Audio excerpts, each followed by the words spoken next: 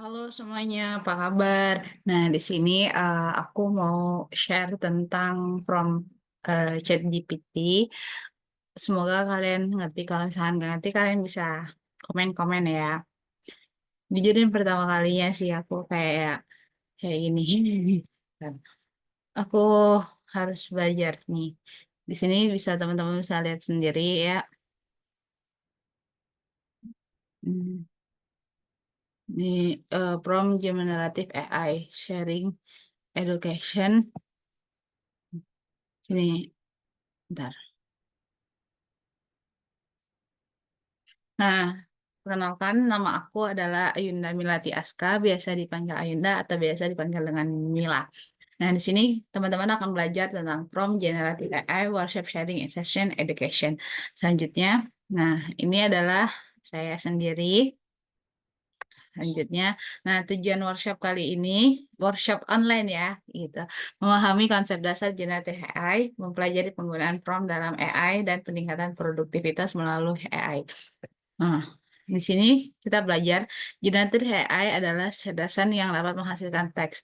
Nah, prosesnya itu ada pengumpulan data, ada pelatihan model, ada penggunaan prompt. Kalau untuk teknologi AI itu sendiri, itu ada neural network dan machine learning.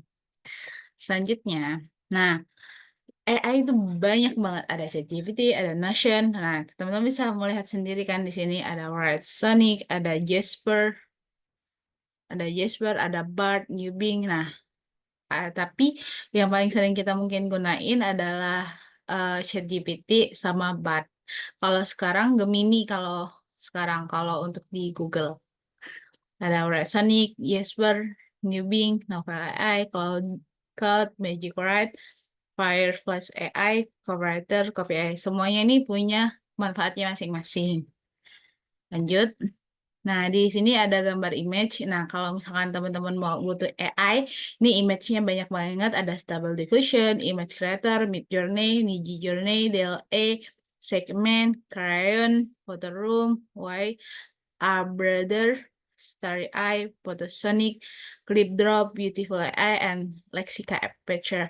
Nah, di situ ada yang free, ada juga yang berbayar. Disesuaikan aja sama kebutuhan teman-teman semuanya. Lanjut. Nah, ini adalah audio-audio yang mungkin bisa digunakan di AI. Nah, kayak jukebox, musik LM, text to speech, Move, Resemble AI, Lala L, Lava, Choir Records, Soundtrack, Clips, Mover, Revision, Ava, Bumi, and Soundful. Nah, ini perbedaan antara contoh generatif AI sama LLM, yaitu AI model. Jadi ada generatif AI, ada LLM. Nah, kalau apa ya bisa dibilang kelebihan pro-nya gitu. ChatGPT ada GPT-4, GPT-4a, ada Microsoft Copilot, Gemini, Google Gemini, Gemini gitu, Meta dan seterusnya. Lanjut. Nah, bagaimana kita menggunakan teks generatif AI ini gitu kan, iya kan? Oke, kita lanjut aja. Nah, prompt. Apa sih itu prompt? Prompt adalah semua jenis teks, pertanyaan, informasi, atau kode yang digunakan oleh user manusia untuk berkomunikasi dengan tools AI dan memperoleh respon yang diinginkan. Nah, manfaat prompt yang benar pasti hasil respon AI yang lebih akurat, relevan, lebih hemat waktu, dan upaya peningkatan produktivitas kerja. Lanjut. Nih, tips membuat prompt. Teman-teman harus bikin promptnya itu bisa dibilang harus lengkap. Buat cerita tentang seekor anjing. Prompt dengan konteks buat cerita tentang seekor anjing yang tersesat di hutan. Anjing ini harus menemukan jalan pulang ke rumah dengan bantuan hewan-hewan lain di hutan.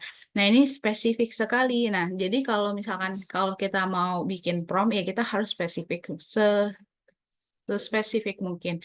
Nah, ini yang udah aku ituin, yang aku udah kasih ringkasannya. Pertama itu harus jelas dan spesifik, singkat dan padat, berikan konteks yang cukup, tambahkan contoh atau ilustrasi, lakukan konfirmasi kemampuan AI. Nah, kurangi ambiguitas, paksa AI untuk bertanya balik, gunakan kata kunci yang tepat, dan gunakan tata bahasa yang benar.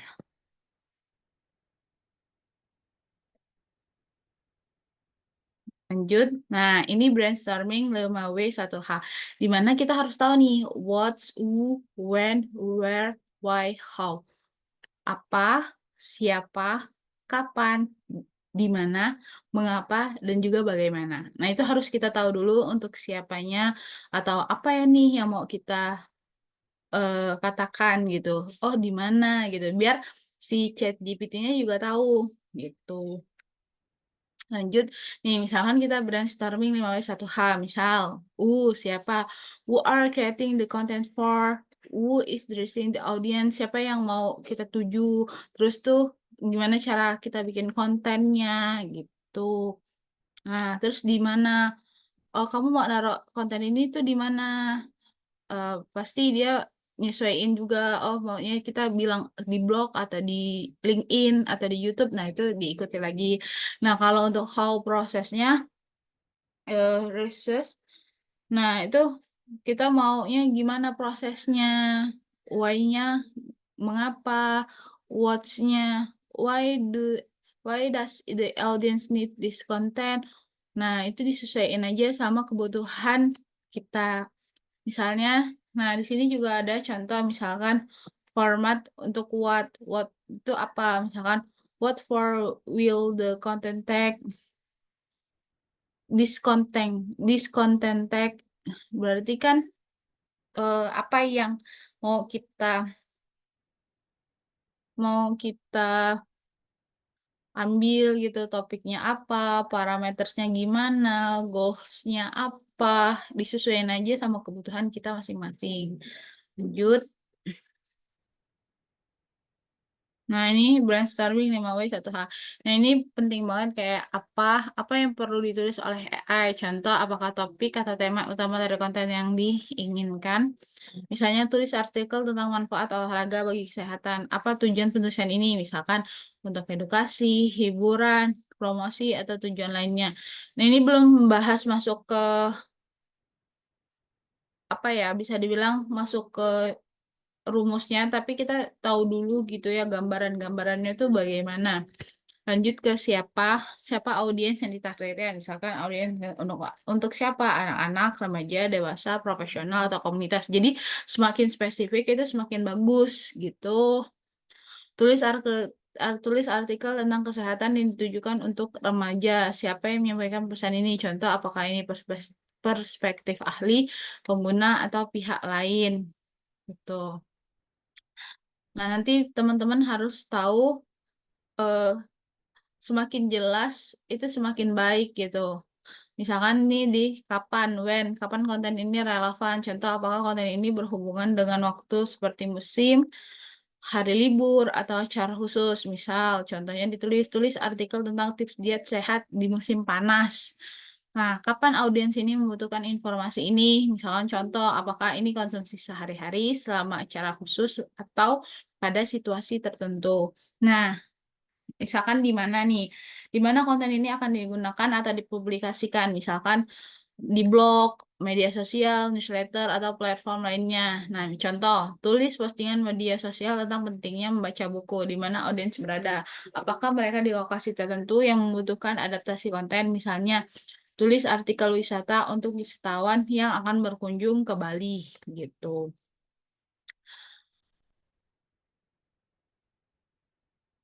Nah, ini Midjourney dari prompt generator. Kalau teman-teman mau pakai tools prompt folder. Tapi ya ada gangguan. Lanjut. Ini kalau teman-teman mau pakai extensionnya itu ada di AR EIPRM. Nah, ini biasanya digunakan oleh banyak orang. Ini juga Midjourney Prompt Generator juga biasanya dipakai oleh sebagian orang, tapi nggak tahu ya banyak atau enggak. Cuman aku tahu sebagian orang pakai ini. Tuh. Tapi kebanyakan orang tuh pakai ini nih, EIPRM ini gitu. Karena dia lebih lengkap juga. Nah, kalau misalkan di Copilot, nah ini lebih enak Copilot biasanya di ujung sini kita bisa gunain gitu. Nah, kita masuk ke rumusnya, yaitu ChatGPT from Frameworks. Gimana rumus-rumusnya? Lanjut.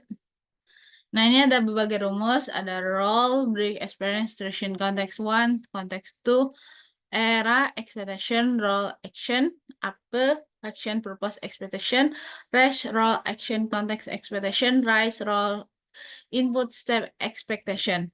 Nah, ini ada lagi rumusnya, ada banyak nih. Ada CTICR, ada PTCEFT, ada RTF, ada TAK, ada BAP, dan ada RB1, E, C1, and C2. Lanjut. Nah, ini kalau misalkan kita mau pakai rumus dari PTCIFT. PTCIFT. Nah, ini contohnya kalau misalkan teman-teman pakai bahasa Indonesia. Nah, itu disesuaikan aja gambarnya sama warnanya. P warna hitam, T warna hijau, C warna kuning, I-nya biru, ungu, F-nya ungu, dan T-nya biru. Nah, ini eh itunya eh kamu adalah pemasar digital dengan pengalaman 5 tahun. Nah, tujuan Anda bisa pakai Anda, bisa pakai kamu, tapi lebih enak pakai Anda biar lebih formal. Tapi kalau misalkan kamu lebih terbiasa pakai kamu, ya dipakein kamu aja gitu. Tujuan kamu adalah membuat rencana campaign pemasaran yang komprehensif untuk peluncuran produk baru. Berarti untuk rilis produk baru. Nah, Anda bekerja di perusahaan teknologi yang meluncurkan gadget pintar baru. Kampanye ini bertujuan untuk meningkatkan kesadaran merek hingga 30% dalam 3 bulan. Anda memiliki anggaran sebesar $10.000. Target audiens Anda adalah dewasa muda berusia 18 hingga 24 tahun. Platform utama ini kampanye untuk Instagram dan juga TikTok. Berikut adalah rencana campaign yang ada untuk referensi tempel contoh. Kalau misalkan memang ada contohnya ya. Nah, keluaran rencana ini adalah format struktur dengan bagian berikut: pendahuluan, tujuan, target, audiens, strategi utama, alokasi anggaran, garis waktu, matriks untuk keberhasilan. Nah, gunakan ada yang antusias dan memotivasi. Biasanya ini untuk tone gitu. PTCIFT itu apa? Bisa dibilang kita persona, teks, konteks, example, format, dan juga tone. Lanjut.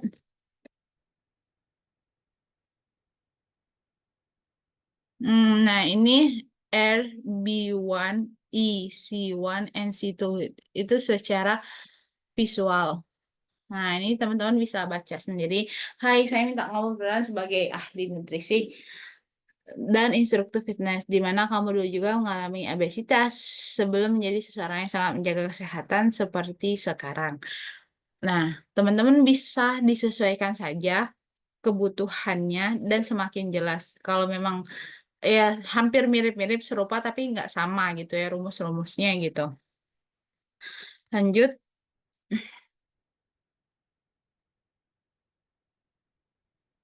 Nah, ini CTICR yang nomor 1 tadi. Kamu adalah sosial media spesialis berpengalaman di bidang properti. Tugas kamu adalah menulis konten yang akan dipublikasikan di Instagram.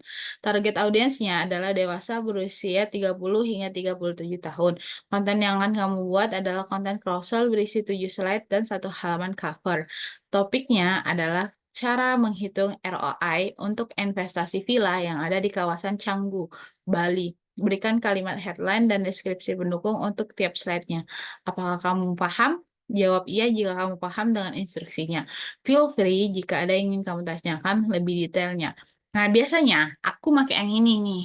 Lebih pakai yang ini karena bisa dibilang lebih mudah dan juga ngasih ke instruksi ke AI-nya lebih jelas.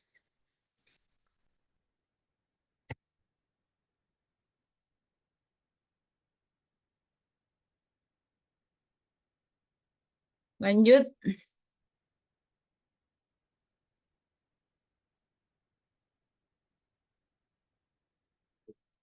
Before, after, bridge. Nah, ini teman-teman bisa hmm, pahami aja gimana gambarannya ini udah jelas banget oleh aku jelasin sejelas-jelasnya.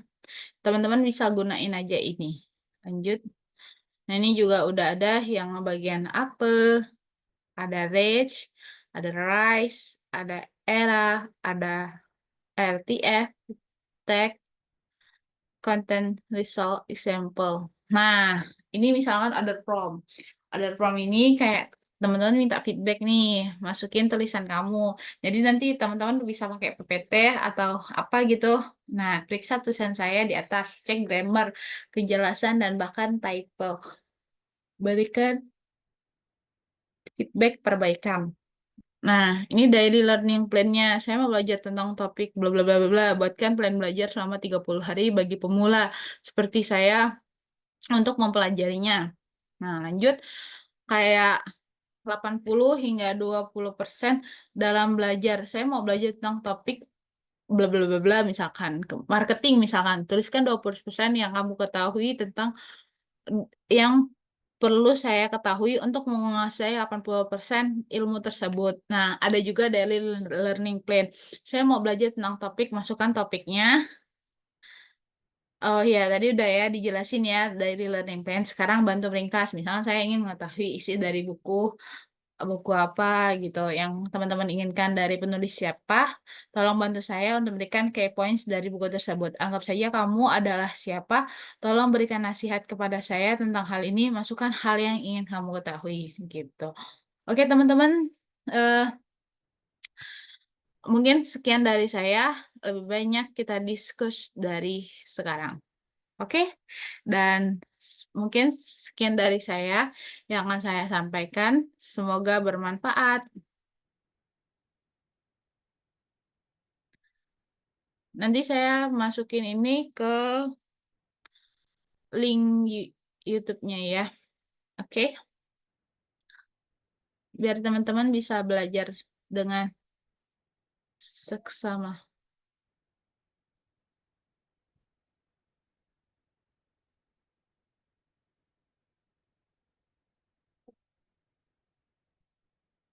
Oke,